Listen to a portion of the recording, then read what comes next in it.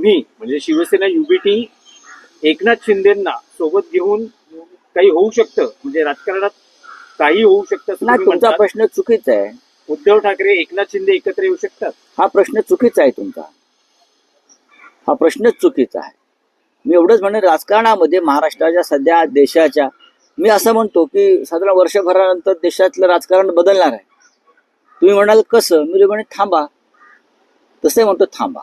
त्यात एकनाथ शिंदे असं म्हणतायत की विरोधकांनी विकासाच्या रंगात सहभागी व्हावं. भगवा रंग हा कुणाचा द्वेष करत नाही, सगळ्यांना सोबत घेऊन चालतो. त्यांचा भगव्या रंगाशी संबंध नाही. एकनाथ शिंदे यांचा भगव्या रंगाशी काडी मात्र संबंध नाही.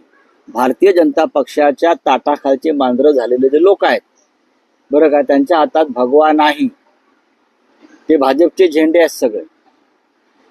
हे सगळे अजित पवारांच्या हातात भाजपचा झेंडा आहे, एकनाथ शिंदेच्या हातामध्ये भाजपचा झेंडा आहे. त्यांनी भगव्या झेंड्याची उगाच चिंता करू नये. हा छत्रपती शिवरायांचा, हिंदू हृदय सम्राट बाळासाहेब ठाकरेंचा जो भगवा झेंडा आहे तो माननीय उद्धव ठाकरे यांच्या नेतृत्वाखालच्या शिवसेनेकडे आहे. एवढंच मी सांगतो. काही वर्षापूर्वी एकनाथ शिंदे देखील काँग्रेसकडे जाणार होत्याची देखील चर्चा होती. काही आमदार नक्कीच चालले होते.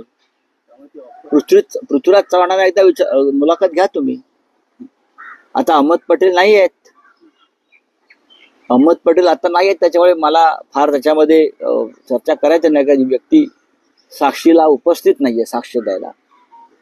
आता अहमद पटेल आणि कोणाशी काय चर्चा पहाटे झाल्या होत्या दिल्लीत, हे सगळ्यात जास्त मला माहिती आहे.